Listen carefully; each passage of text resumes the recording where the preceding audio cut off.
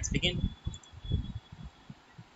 Hello everyone, my name is Bikal Jain and today I'm going to show you how to create this kind of report. So how we can do that? For that we need to create this small table, then we are able to do that. So for that I'm going to insert my serial number here and I'm adding 1 in it. As you can see, I'm taking 10 records in my one page and you can see I have 1000 records in my file. So now use lookup value is this, and table array is complete table. F4, I forgot to lock this. F4 comma.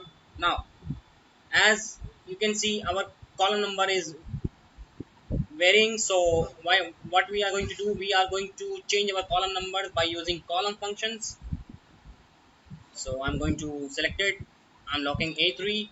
So what is going to represent? It is going to represent number 2 when I'm going to drag and drop to the right side. So it will automatically show me number 3. So control enter, and you can see I have here the code. Now drag and drop,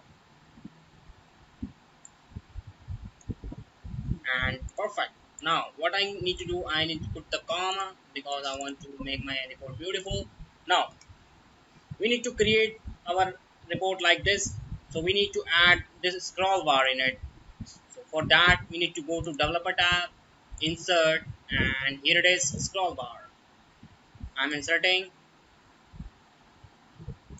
Now we need to assign this report with this one. So for that we need to right click on it, format control. Now we are going to assign this value, because if we change this value then automatically all value has changed, and VLOOKUP is helping us to change all the values. So current value is 1, as you can see. Minimum value in our record is 1, maximum value 1000. So incremental change are what I want. If you want to change one by one, so it will change number 2 here, number 3, number 4, but it does not make sense. I will take 10 records in one page, so I will add 10 in it. So the next would be 10. So page change, how in how much percentage you want to change. If you want to change 20%, 30%, I'm not taking any kind of percentage. So cell link is here. Now click OK. Now as you can see, my scroll bar is ready, and you can see. But now let's assign some more formats. And in the properties, I don't want to do don't move or cite. So I'm not going to print it. So if you will print, then this scroll bar will not print. Then okay. Now your scroll bar is ready. But there is one problem in it. If you will go to the end, and you can see after 1000 it is showing NA, because we have no record. For that we are going to use if error function. I am changing one cell and going to drag and drop.